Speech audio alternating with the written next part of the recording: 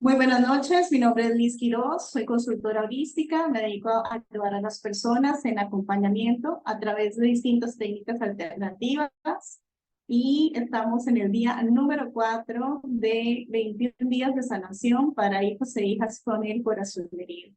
Me siento muy contenta de este cuarto día. Hoy tenemos una historia muy fuerte. Vamos a analizar esta historia, vamos a analizar el caso de este hijo y vamos a hacer un ejercicio final de liberación emocional. Muchísimas gracias a todos por compartir, muchísimas gracias a todos por ingresar, muchísimas gracias a todas las personas que están viendo las grabaciones. Me llena muchísimo el corazón, sé que hay muchísimas personas que necesitan esta medicina, es una medicina para el alma. Y bueno, desde ya, bienvenidos y bienvenidas a este recorrido. La sanación es para nosotros. El perdón es un camino que se recorre y en estos 21 días vamos a ir abriendo ese camino poco a poco, ¿verdad? Vamos entonces ahora a iniciar con el ejercicio. Vamos a cerrar nuestros ojos. Quiero que se pongan cómodos donde estén. Cierren sus ojos, respiren profundo y conecten con su corazón. Perciban, sientan o imaginen su corazón. Pueden poner una mano en el pecho si eso los hace ayudarse a conectar. Vamos a pedir guía, ayuda y protección, que esta información se vuelva la medicina que cada uno de nosotros requiere, con total gracia y facilidad. Vamos a pedir guía y ayuda a los ángeles de la sanación para que ayuden a sanar nuestro corazón y para que abran nuestra mente para recibir la información que nos ayuda a aprender y a cambiar, para soltar aquello que ya está listo para dejar ir, para perdonarnos de aquellas cosas que somos responsables, para perdonar a los otros, porque el perdón nos lleva a la libertad, y para aprender con una mente abierta, un corazón abierto y llenos de energía. Gracias, gracias, gracias. Respiran profundo, exhalan y abrimos nuestros ojos. Ok, bienvenidos. Voy a empezar por acá, compartir pantalla. La historia de hoy se llama Decadente y es una historia muy interesante el caso de el caso de este. Para los que quieran conseguir el libro, la autora se llama Rayo Guzmán. El libro lo pueden conseguir a través de la librería católica. No es un libro con fin religioso, pero ellos lo distribuyen aquí en Costa Rica. Si alguno quiere el número, se los puedo compartir en el chat. Ellos hacen envíos a todas partes del país. A mí me llegó el libro físico en 2 días. Y está también la opción de Kindle, la opción digital, cuesta menos de $8. Y también está el audio libre. ¿Ok? Muy bien, vamos por acá para trabajar la historia de Karen. Okay. Aquí estamos. Vamos a hacer esto un poquito más grande.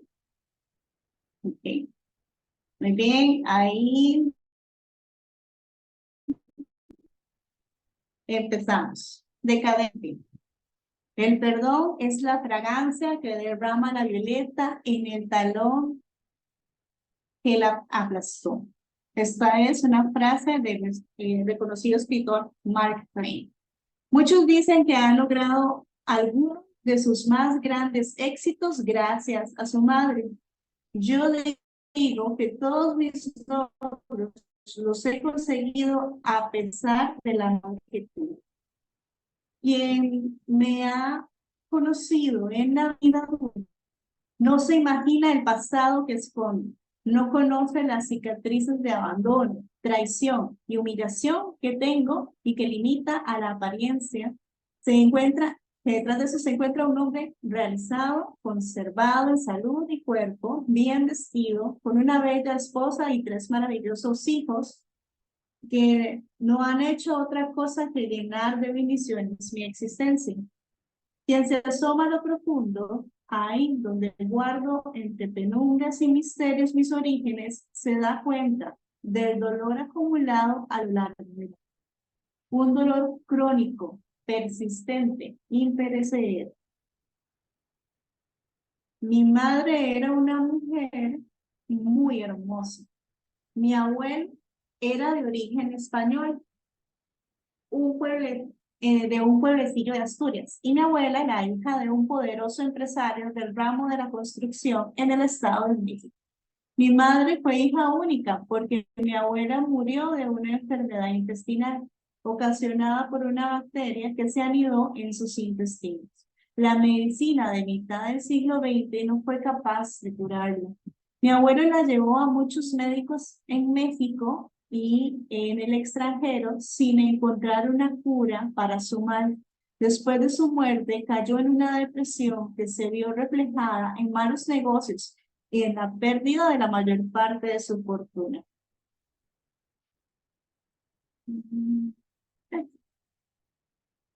Vamos por acá.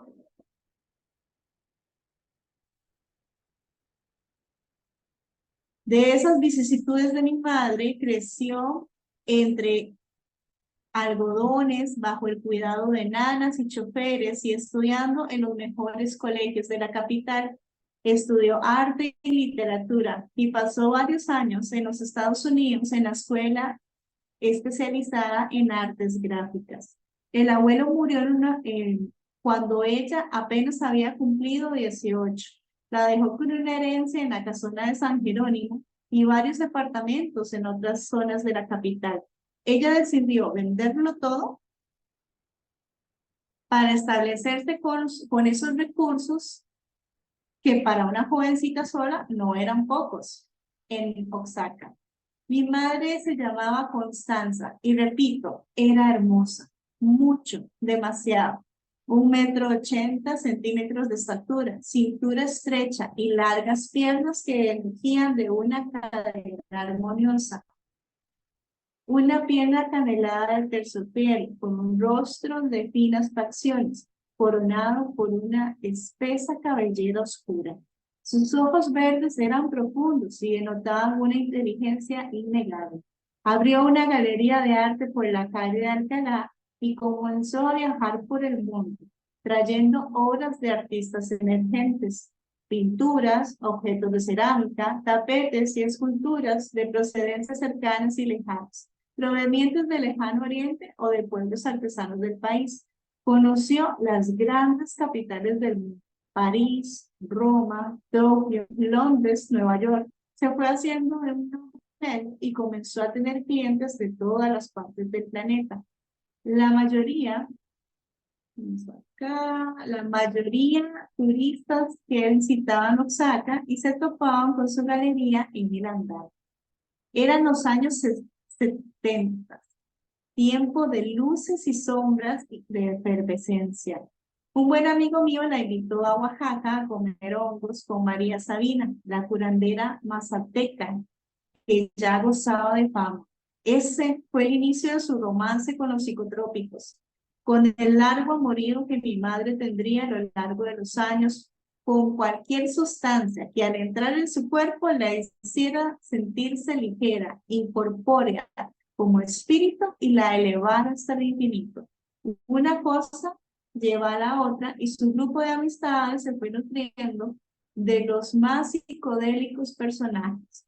Algunos portaban largas cabelleras y usaban chalecos tejidos por los indígenas, otros pantalones acampanados de terlenca, esa fibra sintética que tan de moda estaba en aquellos años. Mi madre vivía en el piso superior de la galería, un amplio departamento que decoró con un buen gusto y que, más que un lugar para vivir, parecía un pequeño museo. Ese departamento se convirtió en el lugar de la reunión de mis amigos bohemios de mi madre, quienes entre discusiones literarias y vino tinto fumaban pipas con hachís, carrujos de marihuana o masticaban peyote. Fueron años de locura y libertad que dejaron como factura el cierre de su galería y la reducción de su capital casi a la mitad. Cuando llegó, cuando la fortuna se largó, se fueron con ellos los amigos y entonces Constanza decidió que era el momento de preparar el equipaje y buscar otro lugar en el mapa para establecerse. Quedó muy resentida con aquellos que abusaron de su juventud y de su hospitalidad. Quedó frustrada de cosechar soledad y abandono después de ser tan generosa con todos. Con 2 maletas y el dinero que le quedaba en el banco, se dirigió hacia el norte del país y se estableció en Chihuahua. Encontró un departamento por la calle Ángel Frías, a unas cuadras de la catedral. Desde ahí comenzó a reinventarse. Se mandó a hacer tarjetas de presentación como dealer de arte y con los contactos acumulados pudo comenzar de nuevo. Con su porte altivo que reflejaba su buena cuna, de manera inevitable captaba todas las miradas de su paso. Se inscribió en las clases de pintura con uno de los más conocidos maestros de la ciudad, quien había expuesto sus obras en los famosos museos del país y del extranjero. Su sensibilidad y destreza con los pinceles comenzaron a ser alabadas por su maestro. La motivó para que hiciera su primera exposición. Durante el día atendía a sus clientes y negociaba con obras que caían en sus manos. Al caer la tarde se encerraba en su guarida a pintar sin descanso, a plasmar en cada lienzo sus nostalgias, sus angustias, sus dolores. Para inspirarse se tomaba una copita de vino, después 2, a veces 4. El vecino del departamento de arriba, un estudiante de agronomía con el que a veces cruzaba palabras, una tarde le invitó a un churrito de marihuana y entonces el consumo de evasores regresó a la vida de mi madre. El día de su primera exposición conoció a un hombre alto y atractivo, de cabello rubio y espalda ancha, enfundado en un traje de lino color camello. Llegó al lugar acompañado de un reconocido público de la época. La azul mirada del varón se topó con el verde de los ojos de mi madre y una chispa se encendió. La chispa de una pasión desenfrenada que los llevó a terminar la fiesta en la lujosa habitación del forastero en el más elegante hotel de la ciudad. Parecía que sus cuerpos se estaban buscando desde hacía siglos y que al encontrarse una ansiosa espera encontraba en sus besos la calma. Luciano Grajela era su nombre, oriundo de Durango, hijo de importantes ganaderos, culto, educado en el exterior y director de un reconocido bufete de abogados asentado en la ciudad de Juárez. Le compró 3 pinturas y le robó la vida. Se la llevó a vivir con él en una hermosa casa estilo modernista en la ciudad del Paso, Texas. Su buffet estaba en Ciudad Juárez, pero su vivienda en la ciudad estadounidense. Mi madre cargó sus pertenencias y se dedicó a pintar mientras Luciano estaba en sus asuntos. Se le olvidó preguntarle muchas cosas. Estaba cegada por el amor y disfrutando su presente. Pero Luciano era un hombre con un secreto que sería revelado el día de mi cumpleaños número 2. Constanza se embarazó de Luciano a los 7 meses de estar juntos. La dinámica cambió entre ellos y las ausencias del amante se hicieron más frecuentes. El día de mi nacimiento, mi padre se encontraba en Durango arreglando los trámites de una herencia. Mi madre me dio a luz a solas en el hospital de El Paso, un 14 de marzo a las 6 de la tarde. A su regreso, Luciano llegó cargado de regalos para mi madre y para el bebé. pero vacío de interés y de ternura. Mi madre cayó en depresión y tuvieron que contratar a una nana para que se hiciera cargo. Empezó a tomar una copa a media mañana para calmar sus nervios, dos, a veces cuatro. Tomaba antidepresivos con vodka, con vino tinto o con tequila. Fue la época más prolífica de su obra. Durante esos 20 meses pintó 12 de sus mejores cuadros. Me pusieron el nombre de Ernesto, en honor a Ernesto Hemingway, el escritor favorito de ellos. El día que cumplí 2 años, ella empacó mi ropa y la suya. Salió de esa casa para no regresar jamás. La noche anterior corroboró sus sospechas. Luciano tenía 14 años de casado con una mujer de Durango con la que tenía 3 hijos.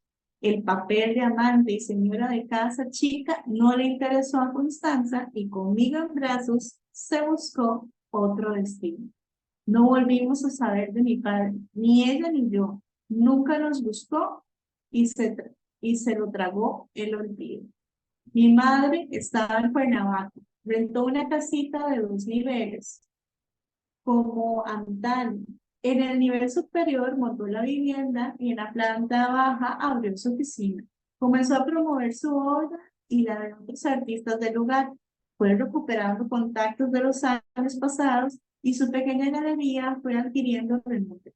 La alta sociedad de la ciudad la recibió con los brazos abiertos. Tan bella, tan elegante y fina, esa mujer con su adorable bebé. Contrató a Bertilia, una mujer de sangre indígena de la Sierra de Guerrero, que se convirtiera en mi cariñosa nana y un personaje esencial de mi historia personal. Crecí entre los comentarios ocurrentes de Bertilia y viendo desfilar elegantes personas por la galería de mi madre. Mujeres con el cuello lleno de joyas, con elegantes vestidos de seda floreada, hombres que descendían de suntuosos carros y que no dejaban de lanzar piropos a mi madre. Pero ella ya no creía en el amor eterno ni el amor de un solo hombre. Comenzó a salir con uno, con otro, un día un moreno, al día siguiente un rubio, el lunes un alto y el miércoles con un chaparro, el fin de semana con un viejo y para el siguiente sábado salir con un hombre menor que ella. El desfile de galanes era constante y su vida se hizo nocturna. A veces regresaba de la escuela, aún la encontraba dormida en su cama. Crecí protegido por Bertilia, quien me contaba historias disparatadas para desplazar el acelerado ritmo que estaba tomando la vida de mi mamá. Me inventaba historias como la que los empresarios trabajan todo el día y solo de noche podían ir a hacer negocios con mi madre. O como que ya no encontraba qué decirme, hacía muecas de disgusto y decía que los hijos no juzgan a sus mamás. Crecí sintiéndome muy solo, abandonado. Cuando terminé la educación primaria, mi madre estaba saliendo con un tipo mucho mayor que ella. Era político del estado de Chiapas y tenía una casa de descanso en Cuernavaca. El señor se enamoró perdidamente de mi madre y le pidió que se casara con ella. Era un hombre viudo con hijos mayores. Sin embargo, para casarse con ella, le puso como condición mi envío a una escuela en el extranjero, porque él ya no tenía paciencia con los chamacos. Mi madre así lo hizo. Me mandó a Estados Unidos a un internado y se fue a vivir a Chiapas con ese hombre. Bertilia fue con ella. Siempre me sentí una carga para mi madre, como si mi existencia hubiera llegado a desbaratarle sus planes de vida, como si le estorbara para ser feliz. En el internado permanecí 5 años. Solo visitaba a mi madre en Navidad y en Pascua. Sin embargo, esos días me la pasaba solo en la enorme sala chapenca platicando con Bertilia o encerrado en mi habitación leyendo. No era alguien bien recibido. El esposo de mi madre no ocultaba su incomodidad ante mi presencia. Para él, la que existía era mi madre, esa belleza acanelada que presumía en todos los eventos de Alcurnia a los que eran invitados con frecuencia. Mi madre dejó de pintar y arrumbó sus atriles y óleos en el ático. Nunca más volvió a tocar un pincel. Tomaba en exceso, pero su esposo también lo hacía. Se curaban las crudas y exploraban juntos los aspectos de diferentes drogas de moda. LSD, cocaína, marihuana, heroína. Los límites eran desconocidos para él. Cuando salí del internado en Estados Unidos, me mandaron a Francia. Me dijeron que era importante dominar varios idiomas y que todo, perdón, era por mi bien. Pasé 2 años en aquel país, realizando visitas anuales a mi madre, quien a pesar de visitar París con frecuencia, apenas tenía tiempo para tomarse conmigo un café al frente del Museo del Louvre. Su desprecio y desinterés hacia mi persona se clavaron en lo más profundo de mi corazón. Un buen día me llamó y me dijo que ya no podía sostener mi estancia en Francia, que regresaría a México de inmediato. Me esperaba hospedada en un hotel de la capital del país. Cuando llegué, estaba ebria y en un camisón. Bertíle a su lado en silencio. Se había separado del político quien en gratitud por los años juntos le dio una gran suma de dinero y le pidió que la abandone en Chiapas a la brevedad. Después me enteraría de que encontró a mi madre con otro hombre en su cama. Por fortuna no la mató. Ahí estaba mi madre, otra vez, sola,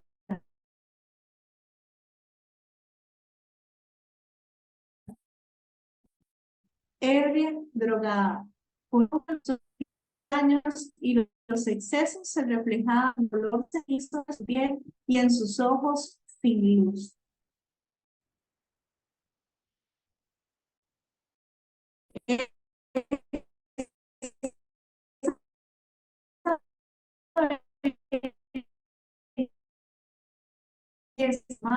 Metieron trabajo de medio tiempo en una reconocida agencia de negocio. La dueña de la agencia era una mujer de unos 60 años, con un apellido de alcurnia y bien relacionada.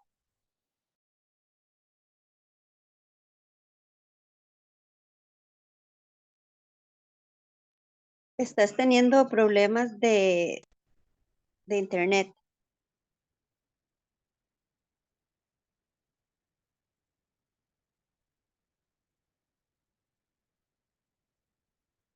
Con la hija de mi jefa, Jessica, quien tendría que quien terminaría convirtiéndose en mi esposa. Llegó a mi vida para convertirme en mejor persona.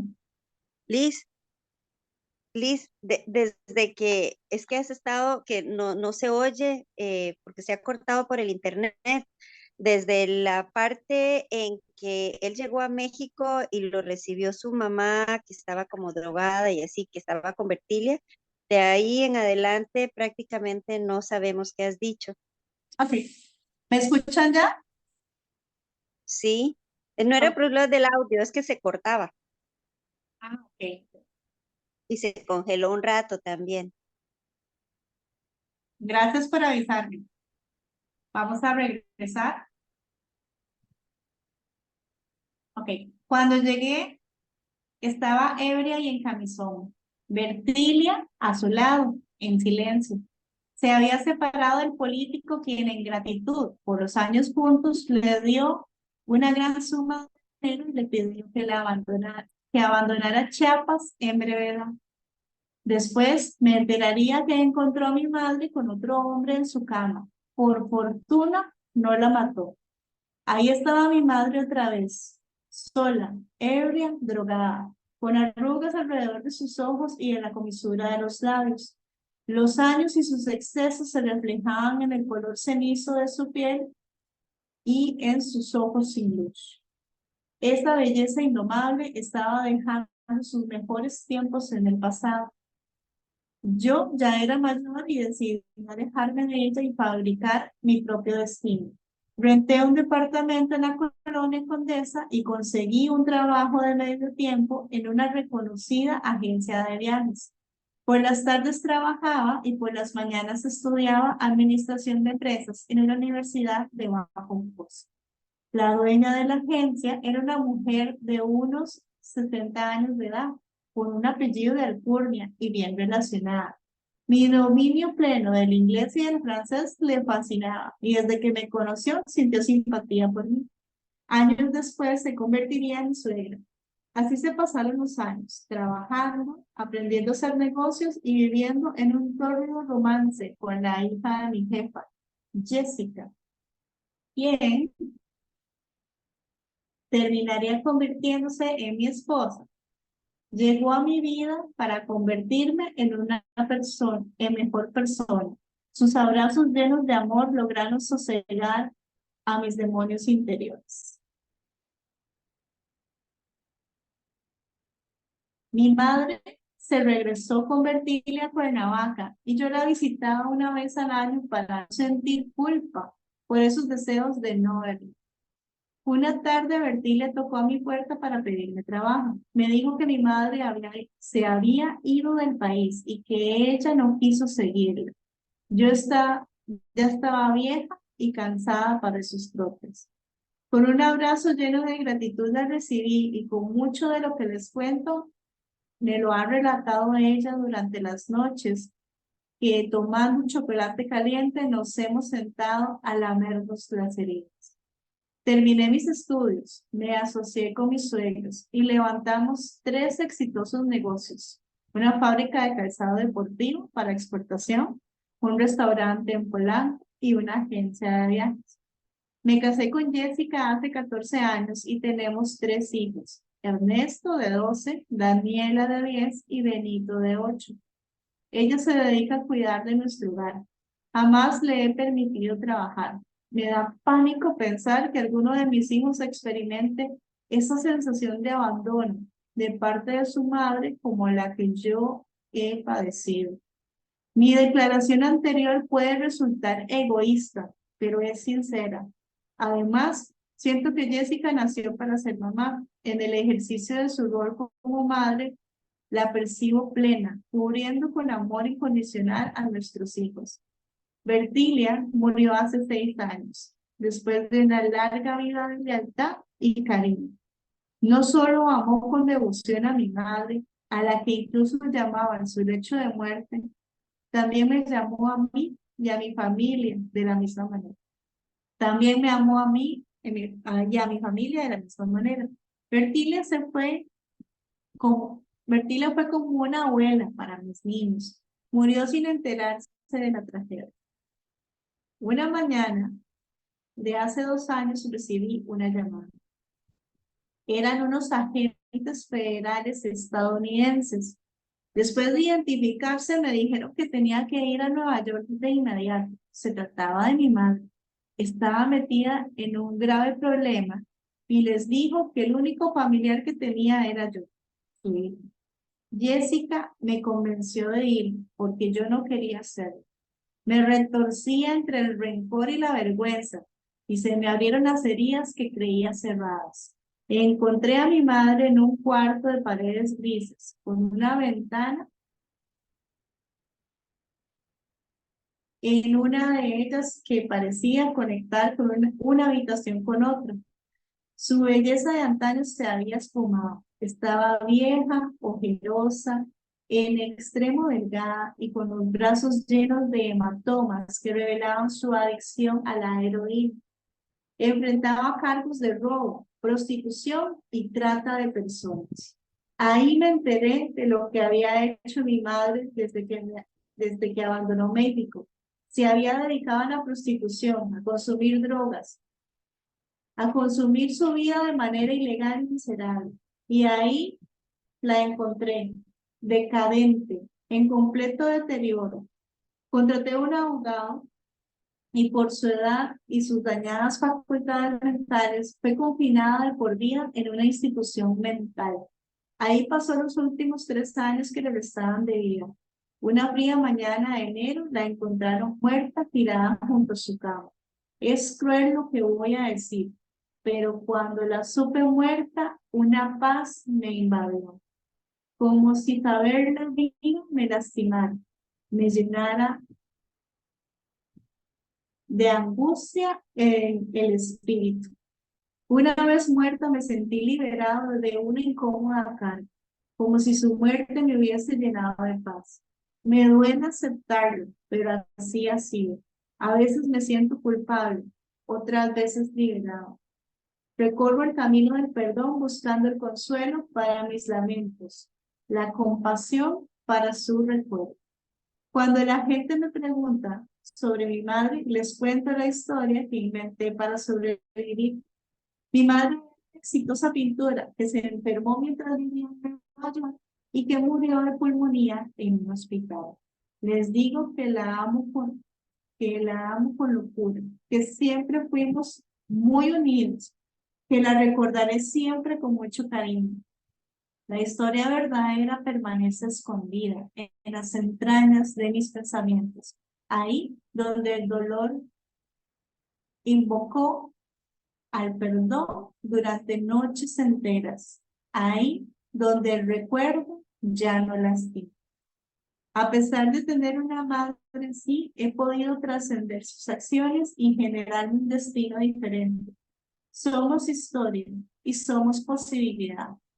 Está en cada ser humano la decisión de qué hacer con sus recuerdos dolorosos. Unos los convierten en un resentimiento y vacío. Otros elegimos el perdón y fabricamos un mejor destino. ¿Ok? Esta es la historia